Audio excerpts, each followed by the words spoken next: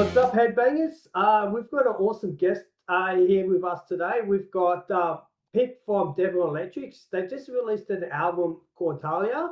So they've just been touring the album, promoting the album, and she's kind enough to join us today just to talk about a bit more in depth into the record, and yeah, we'll get to dive deep into the world of Tahlia. So, Pip, welcome to Headbangers. It's great to have you on. Yeah, thank you. It's great to be here. Thank you so much for having me. Like, looking forward to talking about Talia. You can't get me to shut up about it at the moment. So, because it's been a long time in the making getting this album out. So, yeah, fire away. Ready. Uh, Ready. I'm awesome. Yeah, Yeah. cool. Because I'm glad that you said you're very Yeah. open to roll it in there. Yeah. First of all, on behalf of Headbangers Australia, we do want to congratulate the band on the release of the album Tahlia. Thank you.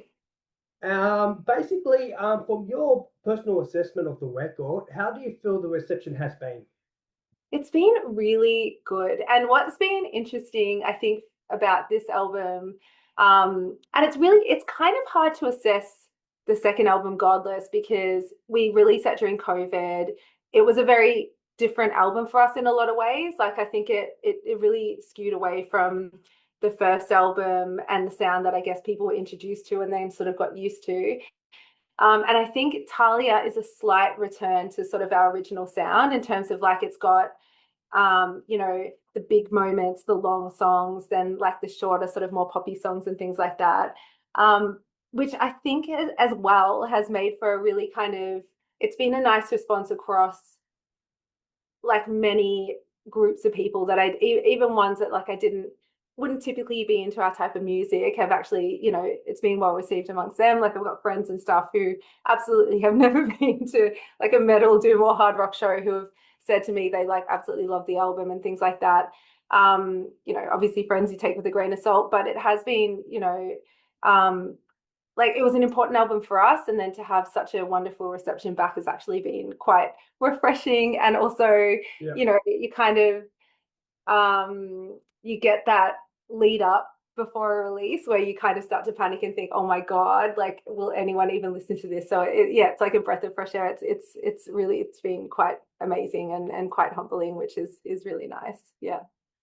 Oh, awesome. It's great. I'm glad that you basically compared it to the last record, because I was going to ask you that because of the gap, but you basically explained that this Godless was taken during the COVID years. Yeah. I can't remember, yeah. Yeah, we had a completely different plan of release. Like, we never wanted to wait, because it's been a 5-year gap between Godless and Talia, and there was no way we were going to wait 5 years normally in any normal span of time. But just because COVID happened, like, and it was really hard to release an album during COVID. Like, it all sort of happened at the same time, and it was too late. It was already out. Well, like, the weekend that we went into shutdown, like, the country went into shutdown, that first weekend was the weekend of our release of the first single. So we were well into the way of it by the time we were sort of in the midst of lockdown, and that kind of then meant that we sort of persevered with this release. And in a way, it's kind of bittersweet. I don't think we were able to give it the love that it deserved, and we weren't able to tour it or anything like that. But also, I think in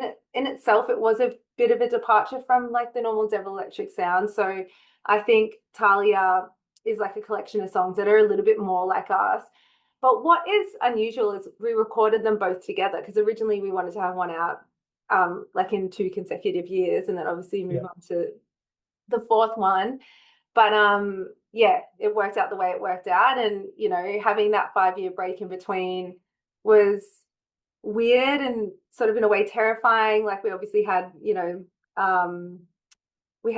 we lost a bandmate, and then we had another bandmate that passed away. So we sort of went through it during that period. And then, we've got this album out now, and it feels really nice to have it out finally and have something that's, a bit more, it's very reminiscent, I think, of what we have always wanted to do with the band, like a little bit experimental, but very much still in the core of Devil Electric in terms of our sound. So yeah. Oh, overall, our condolences. Oh, thank you. Yeah. No, it's like, life is a funny thing. It just like someone once told me, they're like, it just keeps coming at you. And it's true. You just kind of got to roll with Yeah. it a lot of the time. And yeah, it's been an interesting 5 years, I'll say. But, I take none of it back, apart from the death, obviously. But like, Yeah. Aiden was also a very beautiful part of our band. And, he's always going to be a part of the band. And we're sort of in the midst of recording, getting ready actually to record the fourth album. And one of the songs that we've got, he wrote. So it'll be a really nice thing to sort of to have that moment for him as well, as like a part of our kind of family and history in terms of what Devil Electric is. Yeah.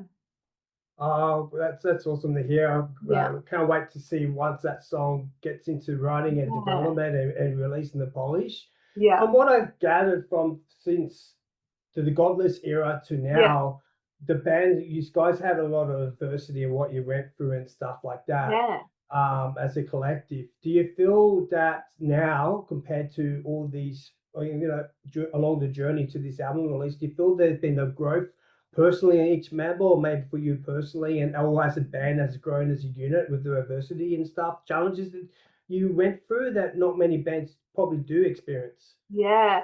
I will say, yes, I think in a lot of ways, you sort of start, it puts things in perspective, definitely. But the one thing that's like been so nice to me is like the fact that we've never, despite all of these things, we've stuck together as a band. Like, they really are my brothers. Like, I feel very lucky to have, Christos, Mark, who we call Beak, and now Nick, because we've never deviated from that family feeling. We've always, as hard as it got, I could rely on them and they could rely on me. And that in a way is like kind of a really nice thing. You've got this kind of family for life kind of thing, to make it sound super corny, but it stood the test of time, and it's really stood the test of like a lot of stressful situations, a lot of, sadness and hurt and all of those things. And yet we still every week go to rehearsal, we Yeah. look forward to the next thing, all of that stuff. It's like, it's an infectious feeling as much as it is like a comforting feeling. It's yeah, I think, that growth is we've done together. And I think now we've become, quite a solid little unit of of very egotistical and opinionated musicians all the same. But Yeah. yeah, Yeah. but yeah, a little family, which is nice. Yeah. Yeah. Like, yeah, everyone's got to have their voice in the band. Yeah, Yeah. that's Oh my God. Yeah. yeah. Yeah. Yeah. If someone Not. has to say anything, then it's like, why are you quiet? Then Yeah, exactly. Yeah. Yeah, trust me. When it comes to the crunch, like, oh my God, like I always laugh, when you're putting an album together, everything, suddenly everyone has opinion about everything, like including like, the list that the songs go in, what the names are, the spelling. Oh my God. So yeah, no, it's all part of it. Love the ego part of it. You got to. Yeah, yeah, yeah.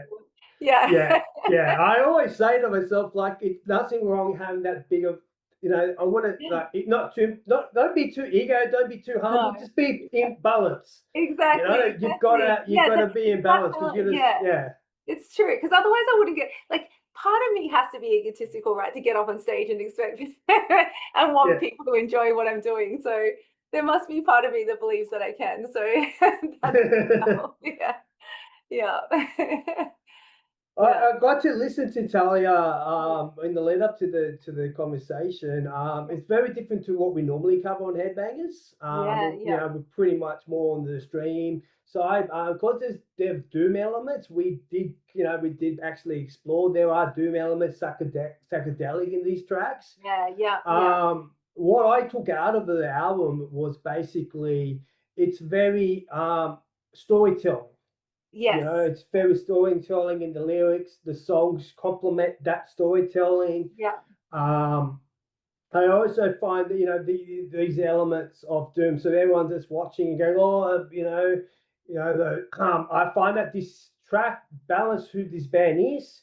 It has this influence. Like when I listen to Tahlia, I do hear those drum kind of Yeah. rolling, and they do have that kind of metal elements that we go, yeah, they got some elements there. We have covered other bands that are also in the post metal kind of era, and they do Yeah. have these Yeah. kind of elements where they feel they use their emotional side, and Yes. their music complements that. So I found that the Tahlia record does really well. And I think that the first track of Tahlia does set the tone of the record. Yeah, definitely. And it is like, it's a funny thing, like throughout our whole time, we've trying to figure out where we fit. And it's really difficult because we're all so different, like musically, and like what our influences are and all of those things, that it sort of is a mishmash of everything. Like I'd say, yeah, we can be sometimes, yeah, more doom or more psych, or sometimes just really hard rock, like in a lot of other ways as well, which is, you know, I don't know, it's a weird mishmash. Like we're a little melting pot altogether because we've all come from like very different backgrounds in terms of, yeah, our musical influences and stuff like that. So yeah, you nailed it. It's like a very, yeah, kind of eclectic collective, Yeah, to yeah, use lack of a better term. But also, so is then you get that in the album. Like, yeah, Talia is obviously kind of one of our, you know, I love that song. It's very straight up in a lot of ways. It's, you know, it leans into some of those more metal cues. And then if you think about what we talk about, I couldn't even describe what that song is. Like, it's so experimental for us, but it makes sense in kind of what we do. Yeah, which is, yeah, kind of like, I guess that's what we do. We're always trying to figure things out to get, I think because we write as a four, like no yeah. one, like we're always writing together in the room. It creates something a little bit weird, I guess. Yeah. Yeah, and I think that it's good to be very creative, you Yeah, know, yeah, with the with, and I think Talia does have has that kind of question. What do we do with what we have? And I think it's well yeah, presented because I look at tracks like the next track, Jill and Jack Shit. yeah, Yeah, yeah, there's also the storytelling on it as well. But for me yeah, personally, I feel it takes me back to the Black Sabbath kind of vibe because yeah, people that yeah, like the Sabbath, the history of how metal started, Sabbath were actually, they did have these kind of slow tracks and, yeah, yeah, and even the Deep Purple, that kind of era. So it does resonate to that as well. And then, then you got your other tracks, but then you do something different. I think Acid Bath is just yeah, instrumental. So the yeah, song basically takes you, the song guides it. The yeah, elements work well. yeah, It's exactly. instrumental songs are probably the hardest songs to write because there's Yeah. no lyrics to drive it. Yeah. Yeah. And we were so lucky with Asabath. So Lex played on that. So Lex from CD Jesus played solo guitar on that and then overlaid some crazy intense like vocal samples. I don't know. Yeah, And it just worked so well. Like we've wanted him to be on an album for a long time, I think, but also because we all used to rehearse together in the same space. Yeah, and when we sort of sent him the track and then he sent it back with this insane kind of very Lex treatment, and it worked so well, and it like elevated the song to another, because you're right, like instrumentals are so difficult to write because you've got to kind of, particularly fast, because we like to keep it sort of slow and drony and yeah, atmospheric, but you don't want it to get repetitive, and getting Lex in there to do something very Lexy was yeah, it worked so well. So we're very lucky, to have him collaborate on the album for us, which was amazing. Yeah. yeah. Hopefully I got the track right. But I think it's just open up when we talk about nothing, because I Yeah. think that's a track where you go, okay, cool, this is where it's going, this is where Yeah. it is, and then something changes at the second part of the song, and like Yeah. from a listener's experience, like, whoa, where's this came from? So Yeah. I'm glad that you kind of explained that because I think that Yeah.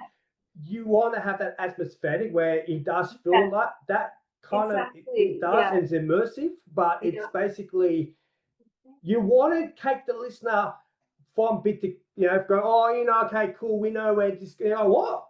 And I think that's Yeah. that part there where it's got a bit more heavier.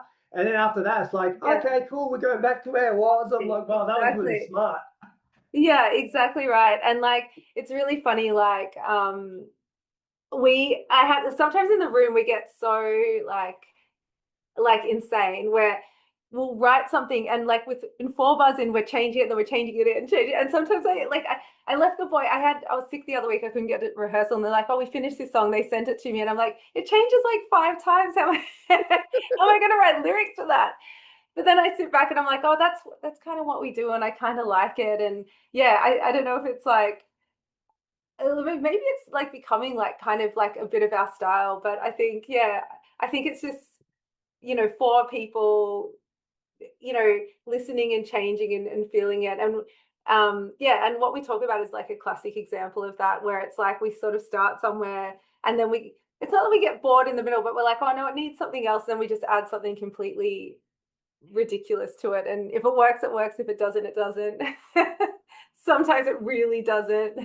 Sometimes it really does. So yeah, it's definitely yeah, I guess it's kind of like a bit of our style. We try and change things up a little bit, and the normal straight up song with like verse verse chorus, it maybe isn't for us.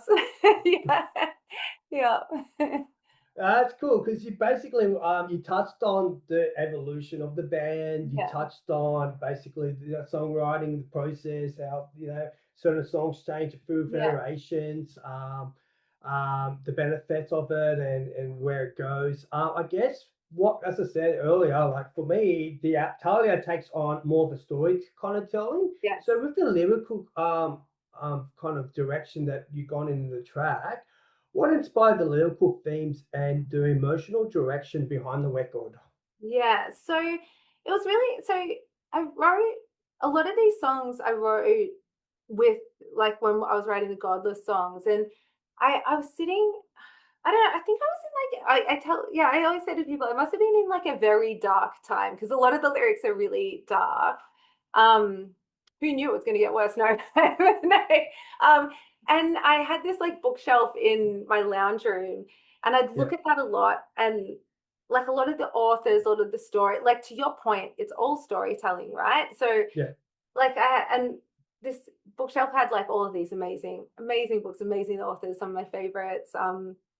And yeah, I sort of draw inspiration from that, where I'd be like, okay, you know, like a title of a book there could be the theme of a song in terms of like how I thought about that person or how I thought about what that book might mean and things like that. And then just sort of interjected with my own kind of experiences or ideas about things. And like Tahlia in itself is all about, it's called Tahlia because it's kind of touches on the Roman god Tahlia, but it's all about abundance and like, but almost like overdoing it in a way where it becomes, not fun. It's not fun anymore when it's too much. It's and it's kind of all of that stuff. And even, this Hereafter, which is the last song on the album, the whole outro of that is written about a certain person that I knew whose book was also on my, like he'd written a book and it was on my shelf, and it was all about his struggle with like addiction and things like that. And I felt, it was kind of all these collections of stories, collection of authors, and then my own personal experiences with those sort of ideas and things that sort of led to, that's how I sort of write the lyrics, I guess. So that led to like the songs that are on the album, like in terms of lyrically. And that comes for me as the most natural way of writing. Like I can't, everything has to be quite personal. I find it hard to write about other people, but I can put myself into other people in that scenario. Like that outro was very easy to write because I just pictured myself as this person going through that sort of thing. Yeah.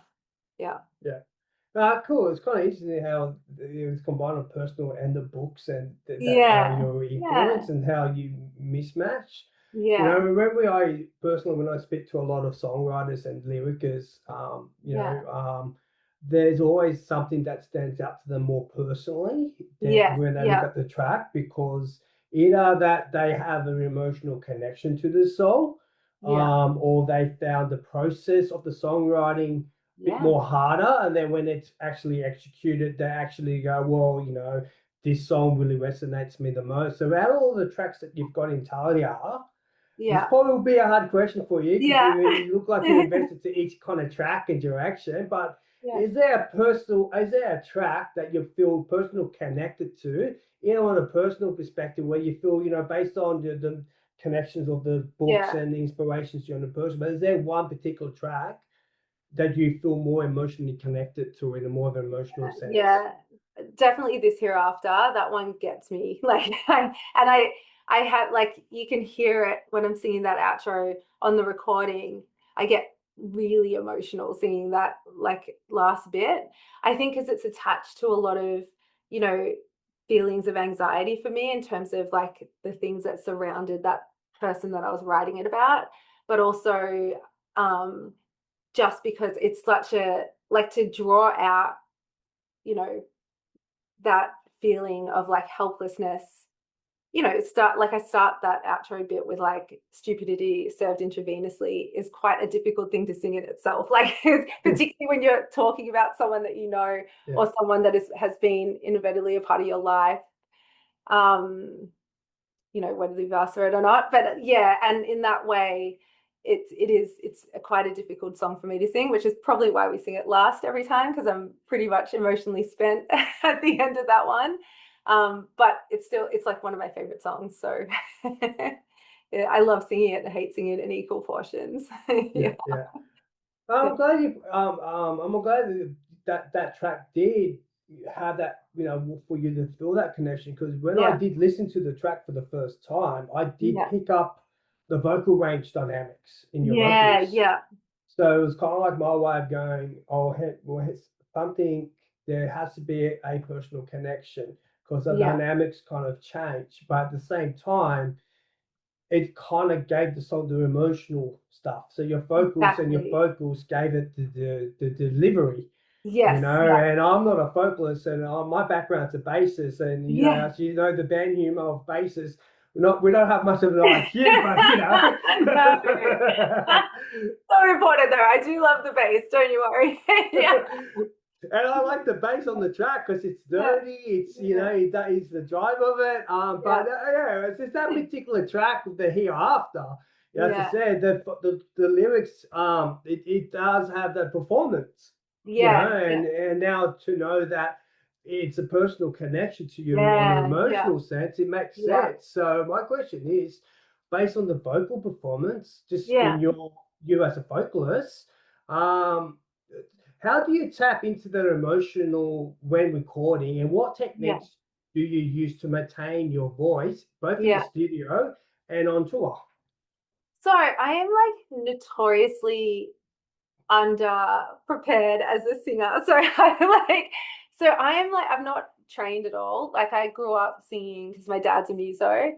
And yeah, so I grew up around it.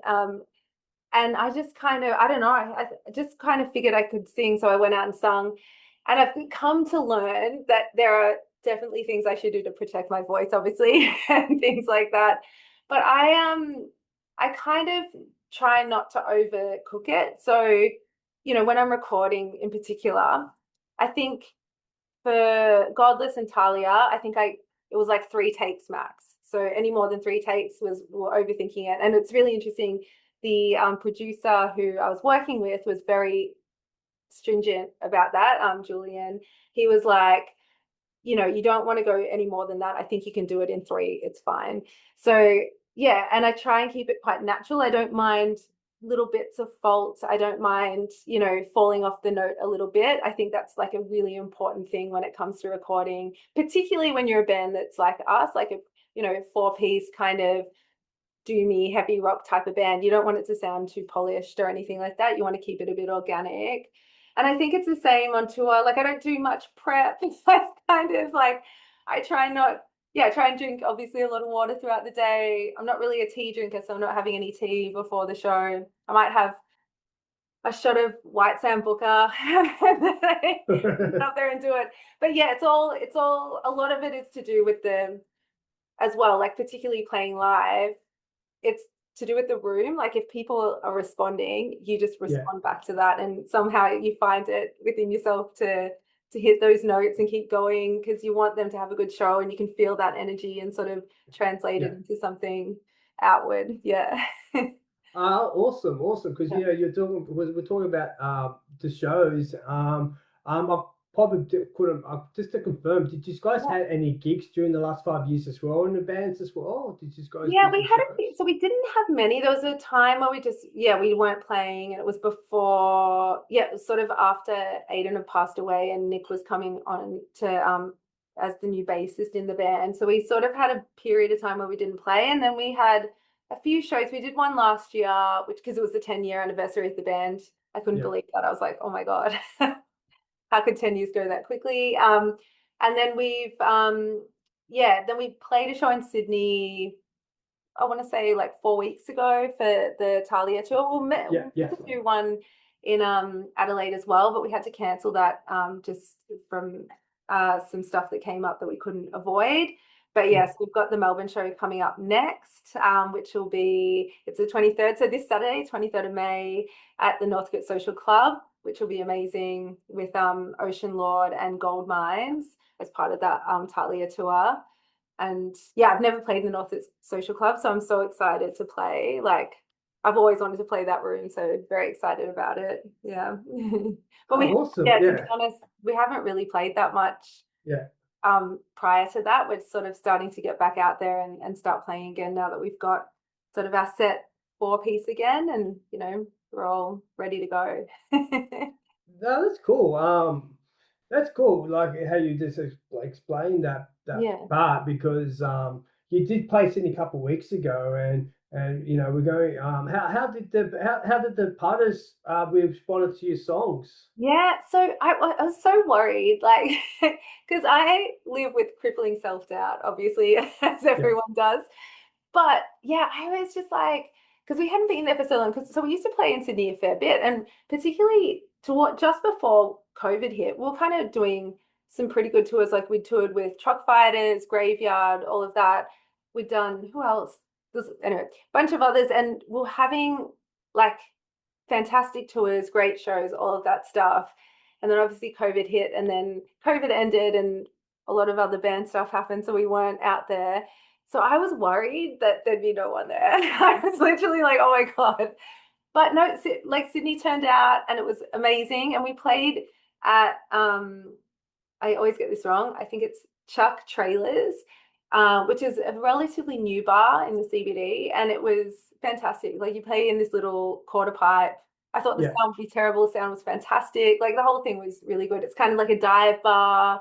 Everyone there is pretty wild, and everyone got into it, which was amazing. And there was a support band that played that were incredible, and now I've forgotten their name, which is terrible. But the whole thing was really kind of refreshing and made me feel so much better about touring again, and just it gives you that drive again. You're just like, I want to do this like every weekend. Yeah, no, it was really good. We were very lucky. Like, there were old faces and new faces there, which was really kind of, amazing. That's cool. That's awesome that you had a good time, and you did touch base and said you're playing in Melbourne like really short, but the weekends. So I'm getting too excited. The questions I normally stop on my words. But you kind of touched on that you're looking forward to playing at the North Coast Social, because this is your first time, and someone I'm from Sydney, so I haven't been in Melbourne for probably over a decade. So how does that venue resonate with you? Because you did touch base, you were really excited with the venue. So what kind of how do you what if you just expand onto the emotion and excitement of the venue that you're excited about? So I love Northcote Social Club for a myriad of reasons. I've seen amazing bands there. It's also, I'm a Northside girl, which is a big thing in Melbourne. So it's on my side, like 10 minutes from my house. But also, it's just like, I don't know, it reminds me of a lot of very good times. I've had like a lot of very good, like just drinking times there. So I'm looking forward to it. It's like, it's a bit nostalgic. It's a bit of everything, and it's a great venue, and they've been wonderful to us, which is always helpful. And Melbourne's kind of, it's been through it, like with venues, and particularly venues of this size. It's, you've kind of got only maybe a handful left that are at the same capacity as the Northcote Social Club, where it's like not too big of a room, not too small of a room, perfect for a launch kind of thing. So it's a bit of a treasure to keep them around, because there's not many left now. Yeah. Yeah, it's because one thing I enjoy about interviewing bands, Yeah. especially in Australia, it's like when you're playing in your hometown, there's always stories. So Yeah, you kind of exactly. like go like, Yeah. well, it's not even that far from my house. So many memories, most of it's Yeah, drinking, yeah, all that. But there's always the exactly. stories and the people there. So it's also like it's Yeah, like an extended of the family coming in to watch you guys play. They want to yeah, support you, know you, or people are just part of the scene in Melbourne. So yeah, it's always a good occasion when things like that come to a lead up. exactly. Yeah, yeah. And it's sort of like we normally, in the past we've played the Ev a bunch of times, and that is like literally across the road from my house. So I'm there like every day. So playing there is like being in my lounge room. So you're right. There's this, yeah, it's a different thing when you play at home. But yeah, but I'm so excited to play there. It's got a great stage, and it's like a really great sounding room. So excited for that. Yeah. No, awesome, awesome. Yeah, basically, by the time the video's out and the article's out, that these guys have been performed. But so I wish you all the best for Oh, Saturday's thank gig, and you. you get to have awesome performance, and after Yeah. that, go back on the Sambuca and Oh, just definitely. Yeah. relax because you're only 10 minutes away. Gotta have So that in the seed. Yeah. so because you in the band earned that kind of stuff, the whole album, and then that tour is coming to the cycle as well. Yeah. So you guys earned it. It's a great record on Tahlia. So once Thank you. again, congratulations on the record. I just have one final question before we Yes, wrap it up. go for it. By the time Devil Electric begins work on the next record, what do Yes. you hope people will remember most about Tahlia? Oh, good question. Oh, outside of the glitter vinyl. No, I'm joking. Let me think. I hope they remember. I honestly hope they remember like the emotion of it. I think for me, it's a very emotional album. I hope that people can feel that and it translates for them. And it's also a hopeful album. So even though it's painful, it's hopeful. I hope that that sort of helps people or gives them something. I think that's how I want that album to like be remembered. It's painful and hopeful, which I think is kind of what the band has been over the last 5 years. So yeah, that's probably what I want. Yeah. That's a very reflective answer. Oh, So yeah. yeah, it's a very reflective answer, and it does summarize your journey. Yeah. Yeah, again, thanks for your time, guys. Check out Devil's Electric's music. You guys got Bandcamp and Yeah, everything. all that. So we'll Yeah. have a link up to the video as well, and then on the article as well, we'll have all those stuff will probably feature as well. Then other than that, guys, thank you for watching Beneath the Surface sessions, and we'll see you guys at the next video. Thank you. Thanks for having me.